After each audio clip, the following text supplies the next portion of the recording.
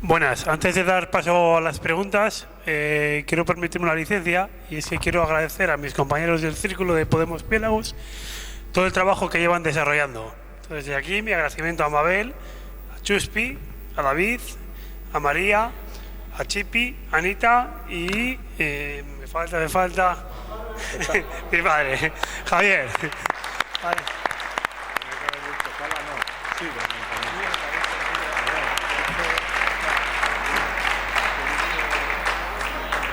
Bueno, perdona, Agustín, te tengo delante y no te he visto. Y nuestro compañero Pablo, que está afuera en estos momentos. Vale, pues nada, vamos pidiendo palabra y vamos pasando el micro. A ver quién se anima.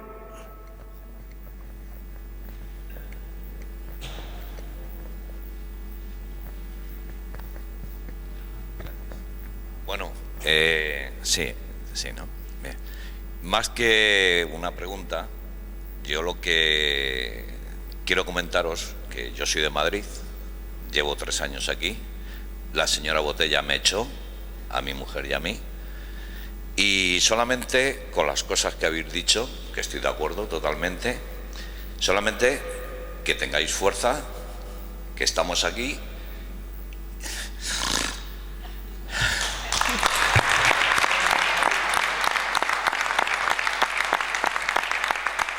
Que vamos a poder, que yo llevo desde los 16 años trabajando y no quiero una vida que me han dado estos señores, el bipartidismo, más el PP que el PSOE, pero también me lo ha dado el PSOE, que ya lo veo lo que es.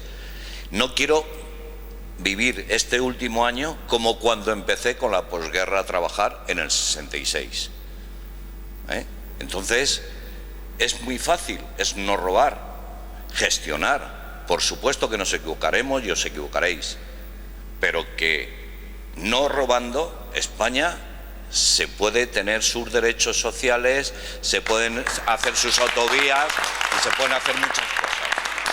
Por lo tanto, en lo que yo pueda ayudaros, aquí me tenéis. Estoy en Puente Viesgo y bueno, trabajé en una empresa que ha dado comisiones a Aznar, que salió en los periódicos y que de alguna manera sé bastante de hacer los chanchullos, que para eso me enseñó Blesa. Menos mal que me marché, y mi conciencia quedó bastante tranquila. Nada más, que mucha fuerza y ya sabéis, que vamos a poder entre todos.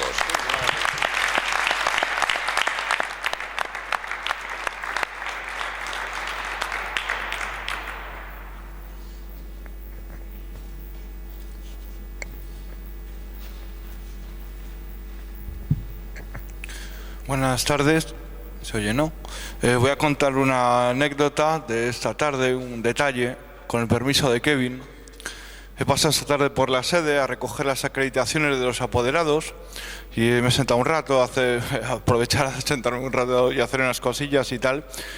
Y nuestro candidato al Senado estaba allí, una mano sobre la otra, ensobrando, preparando papeletas, preparando flyer, mientras otros compañeros venían a recoger y a seguir repartiendo por Santander, ¿no? O sea que no hasta la tarde sentado en su sofá en Doñana y esas cosas, sino estaba ahí trabajando, ¿no? Y ha hecho una reflexión. Dice, ¿os imagináis a un candidato al Senado del PSOE o del PP allí, ahora ensobrando? Y nos hemos reído, ¿no? Y hemos hecho una puntualización. Hombre, de sobres saben, pero de otro tipo. Y esos que...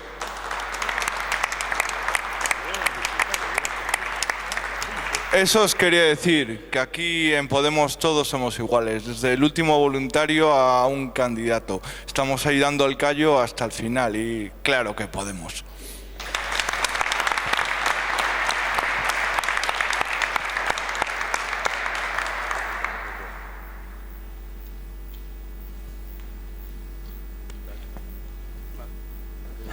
Bueno, voy a aprovechar yo para hacer una pregunta, que ya que no han comentado. En mi empresa soy sindicalista y quería saber, en los últimos años se ha precarizado el mercado laboral, entonces, dando paso a una figura que antes era impensable, que es el del trabajador pobre. Quería saber qué propuestas lleva Podemos para mejorar las relaciones laborales y el mercado laboral.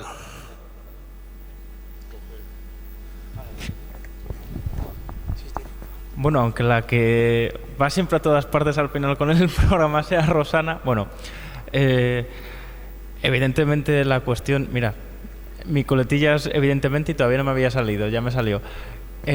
Aunque es evidente que hay que acabar con la situación de los trabajadores precarios. O sea, ¿cómo puede ser que estemos en un país supuestamente moderno y democrático, que quiere decirse avanzado, y que tenga trabajadores que están trabajando, evidentemente, y que aún así no pueden prácticamente pagarse ni los servicios básicos?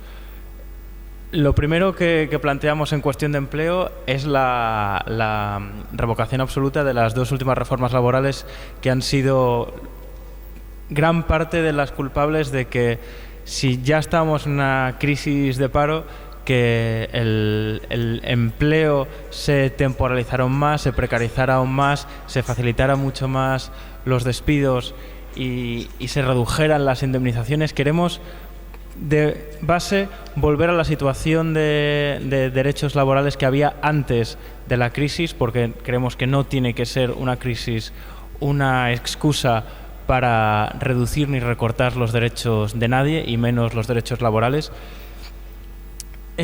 Concretamente, una de las propuestas para acabar con la precariedad laboral es la renta complementaria del trabajo, que es, si no me equivoco ahora, para los salarios inferiores a 600, no sé si lo tienes. Sí, bueno, aparte del aumento del salario mínimo en respecto al... Si queréis lo decís vosotros. Ahora no me acuerdo exactamente, pero sé que ningún trabajador cobrando menos de 800 euros, que además es, con la renta complementaria, hasta 900 euros con la renta complementaria. Ya lo vi hace bastante tiempo cuando estuve en uno de los primeros debates. Y había otra cosa que también quería decir. No me acuerdo ahora exactamente, pero sí que... No, bueno. En general, rápidamente, lo que no se puede para estimular el empleo cuando tienes una situación de desempleo tan amplio es regular la contratación y regular el despido. Eso sencillamente no sirve para nada. Lo que hay que utilizar y lo que nosotros planteamos es, de verdad, hacer planteamientos de política de estimulación de empleo real, y no estar jugando a cuántos días más o menos le beneficia al empresario para contratarte o no. No, por añadir una cuestión vinculada a la reflexión de cómo la crisis, la llamada crisis estafa, ha sido una gran operación de desguace social de los derechos sociales, laborales, que durante años, a través de la lucha de las organizaciones sindicales, de los trabajadores, convenio a convenio, fábrica a fábrica, se había ido logrando, ¿no? Todo para restituirse, para desguazar esos derechos sociales y poder aumentar la tasa de ganancia del capital.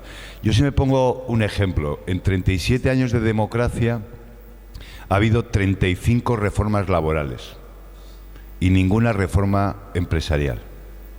Cuando digo ninguna reforma empresarial, me refiero a una cultura de la empresa diferente, del saqueo y de la mirada corta.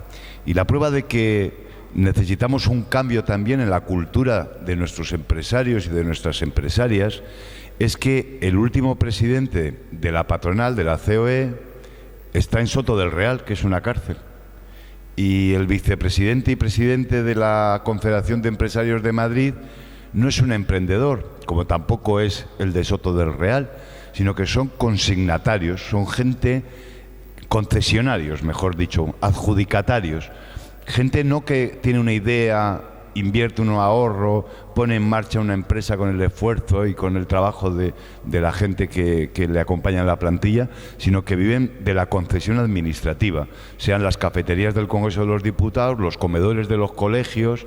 Y ese es Fernández, el presidente de la Patronal de Madrid. Y el otro, sabéis quién es, ¿no? Y eso no quiere decir que todos los empresarios y las empresarias sean como ese delincuente que hoy está en Soto del Real, o el que puede llegar a Camino, que por cierto no ha pagado la seguridad social de sus trabajadores, no ha pagado a Hacienda las imposiciones que tendría que haber hecho, ¿no? Sino que, claro que hay gente que es importante, y sin embargo, a esa pequeña empresa, a ese emprendedor o a ese autónomo que pone en marcha un negocio, para ese no hay ayudas. Por ejemplo, en España es el único país donde un autónomo, factures o no factures, tienes que pagar Hacienda. Eso en Francia, por ejemplo, la tasa del autónomo, tú pagas en función de la actividad económica que generas. Pero si yo soy autónomo y este mes no he facturado, ¿por qué tengo que pagarle 15, 50, 70 euros a Hacienda, ¿no? Entonces, todo ese esfuerzo durante estos años de temporalizar el empleo, de precarizar el empleo, de la existencia de trabajadores pobres, o sea, gente que está con convenio y no llega a fin de mes, ¿no? Y eso tiene mucho que ver con una cosa que habréis oído durante toda la campaña, Mariano Rajoy, que habla de las cifras de la recuperación económica, ¿no? y que ha generado empleo. Lo que ha hecho ha sido dividir por dos el empleo que había, es decir, donde antes había un trabajador adulto con derechos laborales, ahora hay 3 trabajadores jóvenes precarios sin derechos laborales. Y a eso es a lo que hay que darle la vuelta a la tortilla, y perdonar la expresión, pero que de eso se trata, de poner fin a esas reformas laborales, la primera que hizo el Partido Socialista y la del PP, como decía Kevin, garantizar un ingreso mínimo y aumentar el salario mínimo interprofesional en los 4 años para alcanzar, figuraos que hace 8 años ser mileurista era ser pobre, y hoy mileurista es como el deseo de esos 4 millones de trabajadores pobres, y muy especialmente de esas mujeres de mi generación con 50, 45, 55 años que trabajaron, cuidaron a sus hijos, se incorporaron al mercado de trabajo y que ahora están despedidas o con muchas dificultades para trabajar. Y todo esto por una cuestión también de sentido común. Es decir, si la gente tiene salario, si la gente tiene trabajo, la gente consume. Y si la gente consume, la actividad económica, pequeña, mediana y grande, crece. Si es que no hay más tutía, pero si hay despido, si se recortan los salarios, si las familias dependen de la gestión de sus abuelos pensionistas, así es muy difícil que la actividad económica. Y junto a ello hay que recuperar el poder contractual de los sindicatos, que otro de los objetivos de las reformas laborales del PSOE y el PP fue eliminar el poder contractual de negociación colectiva de los sindicatos, casi para volver a una semiesclavitud en la relación individualizada del trabajador con el empresario. Cuando las relaciones capital-trabajo son individualizadas y no colectivas, los derechos de los trabajadores se resienten. Es el David frente al Goliat. Pero cuando muchas hormigas se juntan y sindican su esfuerzo, son capaces de que la empresa funcione, produzca, y que además haya unos derechos laborales en jornada de trabajo y en dignidad de los salarios. Y de eso se trata, de producir también el cambio en las relaciones económicas, poniendo el trabajo en el centro de las preocupaciones, y para eso cambiar el modelo productivo basado hasta ahora en que seamos camareros de los alemanes por un lado, en el ladrillo para construir las casitas o los contenedores, y sin embargo lo que hace falta es un nuevo modelo productivo basado en las energías renovables que permita otro modelo productivo. Y os pongo un último ejemplo. En Madrid, y la intervención antes me ha dado pie para ello, en Madrid durante los 8 años del gobierno de Gallardón enterró en cemento más de 10.500 millones de euros. básicamente para soterrar la M30, que una vez me dijo un taxista, no, pero ha quedado muy bonita. Digo, hombre, solo faltaba que después de enterrar 10.500 millones quedara fea o hubiera goteras, ¿no? Pero sobre todo que hicieron todas unas inversiones para crear contenedores deportivos en la apuesta fracasada por 3 veces de las Olimpiadas Olímpicas de Madrid. De hecho, el otro día hicimos el meeting en la Caja Mágica de Madrid, que solo se utiliza 3 meses para el Open de tenis de Madrid, y el resto de los 9 meses con el mantenimiento que hay que hacer durante esos 9 meses de ese equipamiento vacío.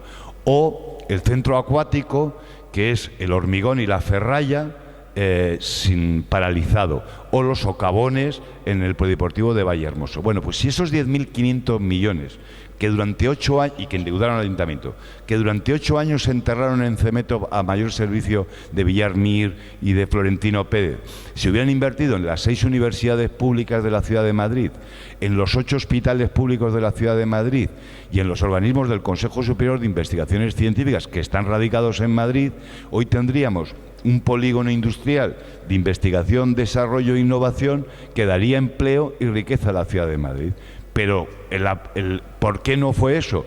Porque pusieron el acento en servir a esas élites extractivas que nos sacan hasta el alma, y no en pensar en esa economía del común, en ese bien común, en ese desarrollo de los servicios públicos y en concreto en este caso de la universidad o de los hospitales para investigar. Y de eso se trata, de cambiar el modelo productivo, de asegurar una renta mínima digna, de mejorar el salario mínimo interprofesional, también las pensiones, y de recuperar el poder contractual de los sindicatos.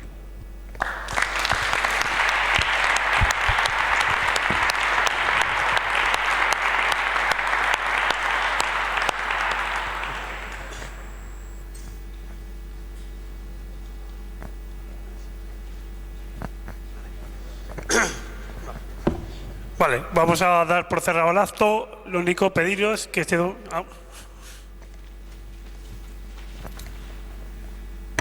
Hola, me llamo Javier. Antes habéis comentado las medidas en cuanto a la reactivación del tejido industrial de la zona del Besaya. La zona de Cantabria está perdiendo mucho tejido industrial, pero sobre todo la zona del Besaya está totalmente abandonada, digamos muerta, más que abandonada, está muerta. ¿Cómo se piensa solucionar ese problema? A ver, sí. Como te decía antes, en primer lugar, con una inversión económica muy concreta, que son, como te decía, 250 millones. A lo largo de los 4 años. 225 sería en concreto para la zona del Besaya, ¿vale? Porque también está incluido Reynosa. Luego se tienen que llevar a cabo 7 medidas, probablemente más, que te quería, porque las tengo aquí más detalladamente, entre las que estaban, como te estaba explicando antes, la modernización de la maquinaria, ayudas para la modernización de la maquinaria. A ver, perdón un segundo, que es que como las tengo las 7 es más. A ver.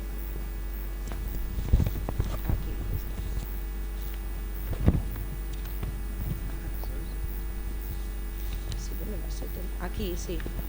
Aquí está, perdona. Bueno, como te decía, la modernización de las industrias en general, ¿no? Y especialmente el tema de la maquinaria. Para ello se invertirían en ello unos 30 millones, digamos, en este tema, ¿no? Luego sería la ayuda para búsqueda a nuevos mercados, que es lo que os explicaba antes de cómo localizar, dónde exportar adecuadamente los productos de Cantabria, ¿no? Dependiendo de cuáles sean. En esto se haría falta una inversión de 5 millones. Ayudas para incrementar la eficiencia energética, muy importante porque sí que es un plan de reindustrialización sostenible y por tanto tiene que llevar implícito, entre otras cosas, para ello la eficiencia energética sería una inversión de 30 millones. El desarrollo de nuevo suelo industrial y también la readaptación del ya existente serían unos 20 millones. Incentivos también, que es para la atracción de nuevas empresas que vayan a invertir aquí en la comunidad. Esta inversión extranjera directa sería de unos 50 millones. La mejora de las infraestructuras del transporte, porque por lo visto hay muchos colapsos a la hora del transporte para llevar la mercancía a cada una de las industrias. Y en esta inversión sería de unos 100 millones.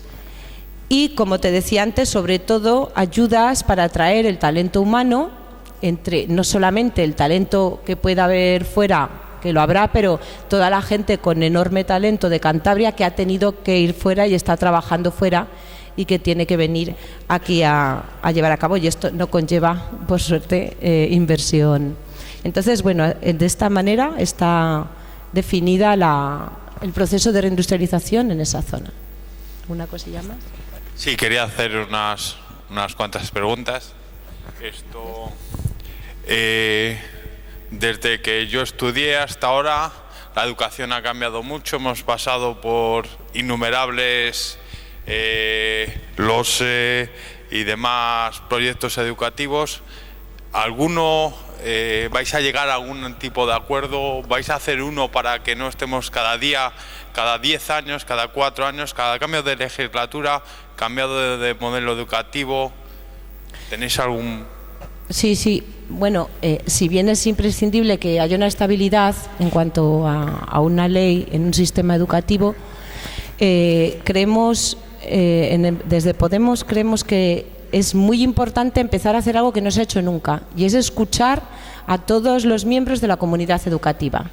La comunidad educativa no está compuesta por políticos, que además tampoco, como decía Pablo el otro día, no saben mucho de educación pública, sino que está compuesta por docentes, por familias, por técnicos, por un montón de personas que contribuyen a que se desarrolle esa comunidad educativa. Entonces, la propuesta es una profunda debate y reflexión sobre qué pretendemos entre todos, entre toda la comunidad educativa, para llevar a cabo una ley que sea estable y que sea acorde a las necesidades de la gente que formamos esa comunidad educativa.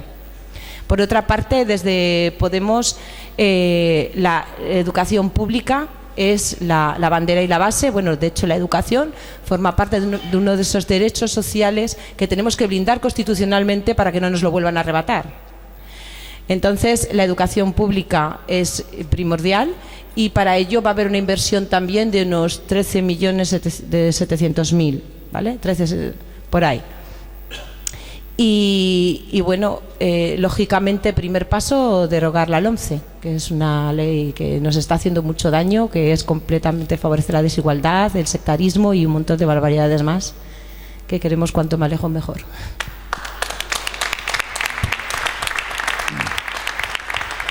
No, me gustaría añadir dos cosas muy rápidas. La LOMCE, que es una nueva ley de educación que ha hecho el peor ministro de la democracia española, el señor Wert, que actualmente disfruta de una luna de miel en París como embajador en la OCDE, donde está su actual compañera sentimental. Si se pudiera resumir en qué consiste la LOMCE, yo diría que es una tabla de multiplicar desigualdad. ¿Sabéis en qué consiste básicamente? Los que tenemos 50 o más lo sabemos. Hace 38 años los que valían iban al bachiller y los tontos a la formación profesional, ¿no? Y eso era como el dique muerto, donde la gente iba cada vez quedándose más aislado, más excluido socialmente, porque se sabe además que funciona toda una segregación. Si en tu casa no hay libros, si en tu casa hay frío, etcétera, etcétera, las condiciones materiales en las que estudias pues no son las mismas que si hay otras condiciones. Por eso la educación pública es tan importante, porque es la garantía de la igualdad de oportunidades. Pero la otra cuestión a la que me quiero referir, vinculado a lo que planteabas del problema del trabajo y de la economía que hablábamos, es la cuestión de la formación profesional. En España, la tasa de paro juvenil, haya crecimiento o haya crisis, siempre ha doblado la tasa de paro juvenil europeo. Siempre. En los 80, porque éramos muchos los de la generación del baby boom, que como digo yo, vamos a ser los de la generación del pensioner boom, pero con U, no con dos Os. Os pongo un ejemplo que no sé si es casualidad o no. Las crisis económicas en el capitalismo siempre hay un pretexto y una realidad. En los años 70 el pretexto era la crisis del petróleo, pero la realidad es que el capital había perdido ganancia como consecuencia de los derechos laborales sociales conquistados en los años 60 y 70 y hacen una crisis del petróleo para recuperar la tasa de ganancia. Bien, la crisis que se desata en 2008 coincide casualmente con la primera generación del baby boom norteamericano, que no es de los años 60 como nosotros, sino a partir del año 45, cuando acaba la Segunda Guerra Mundial. La primera generación de pensionistas del baby boom norteamericano empezaban a cobrar su primera pensión el 1 de enero del 2008. Echar los números entre el estallido de la crisis y el comienzo de esto, porque sabéis que los pensionistas norteamericanos, los trabajadores, como no hay seguridad social, sus pensiones son fondos privados, y esos fondos privados invierten en la bolsa, y entonces ese capital debía retirarse de la bolsa para poder hacer frente a esas primeras pensiones, ¿no? Entonces, esto tiene que ver precisamente con que esto que digo de la tasa de paro juvenil, cuando hay crecimiento y cuando hay estafa, para mí es un indicador de la degradación de nuestra democracia, que ha sido valiosísima en muchísimas cosas. Pero un país que tiene que 1 de cada 2 jóvenes en edad de trabajar no puede trabajar, es un país fallido. Es un país que no tiene expectativas presente y futuro. Y por eso cuando decimos jubilación a los 65, lo decimos para que de los 60 a los 65 haya contrato de relevo, donde un trabajador de 60 años trabaje un 25% de la jornada anual y el 75% lo haga un joven. Un joven adulto, un veinteañero, donde aprende la experiencia de ese adulto, ¿no? Y el otro gran mantra, que era por lo de la educación, a donde lo quería llevar, es que siempre que hay crisis descubren la formación profesional. O sea, hay crisis, es que aquí no hay formación profesional. Bueno, y cuando hubo crecimiento, ¿por qué no potenciaste la formación profesional?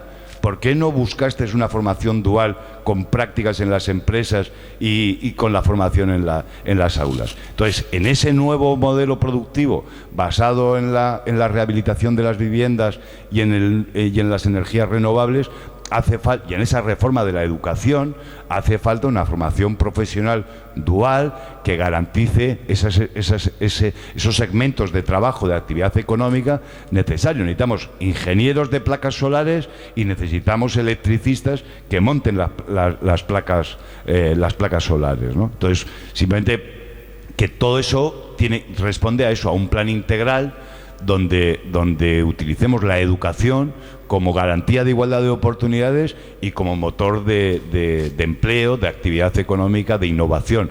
Lo que no podemos es competir por abajo en salarios con los chinos. Si el modelo es competir con los chinos a bajo coste, pues cerramos todo y nos vamos con las vacas otra vez a los praus.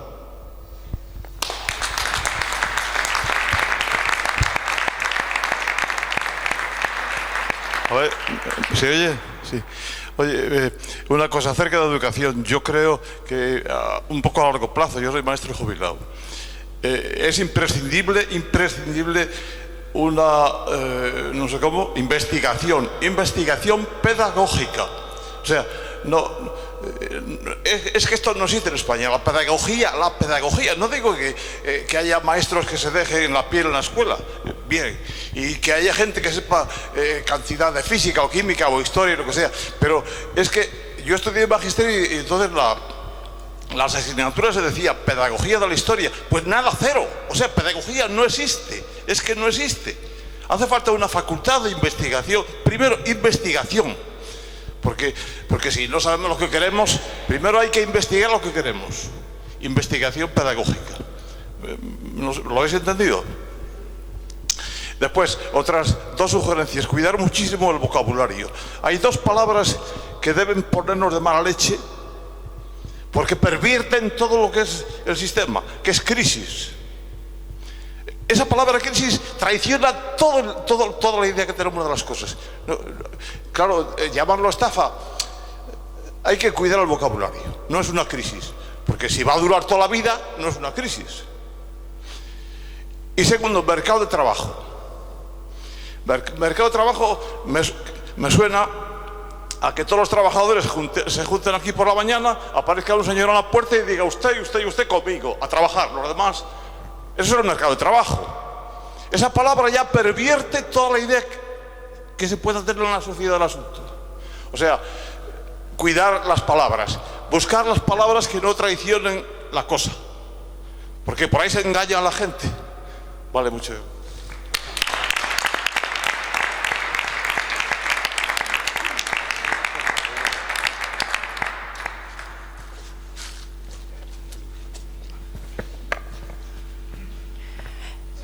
Hola.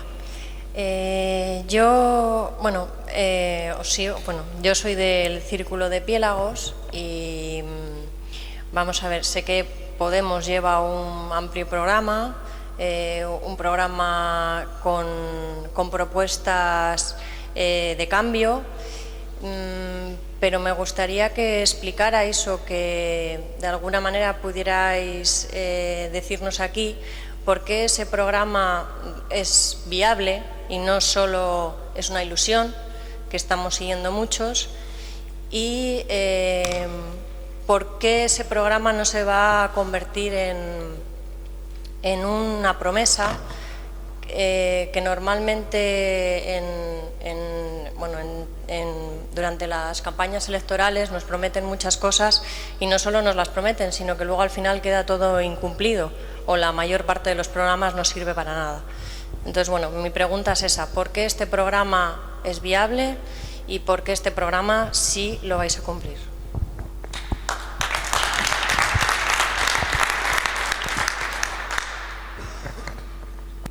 Voy a poner un ejemplo muy concreto al respecto que nos contó en Torrelavega el día que vinieron los compañeros de Madrid, Rafa Mayoral y Pablo Ustindú. Y decía Rafa, que no sé si sabrás la historia, que hubo un día que llegó a la sede allí en Princesa, en Madrid, una carta del colectivo de empresarios de la construcción, y que él, como miembro integrante que era de la PAL, lo primero que hizo fue asustarse de qué podía querer decirles un colectivo de profesionales de empresarios de la construcción, teniendo en cuenta lo que es Podemos. Y que decía, más o menos en esa carta, que podrían tener muchas cosas en las que no fuéramos a estar de acuerdo, pero que sin embargo agradecían a Podemos en su programa el contar con una memoria económica y con una memoria jurídica, porque decían que al menos, aunque estuvieran en desacuerdo, sabían claramente lo que queríamos decir y lo que queríamos hacer, y que hasta hoy ningún partido político había acompañado de sus propuestas de las medidas concretas después en materia económica y en materia jurídica, cada ley que se quiera modificar, que es algo que jamás se habían hecho. Por tanto, por un lado, para avalar económicamente el contar con una memoria económica que calcula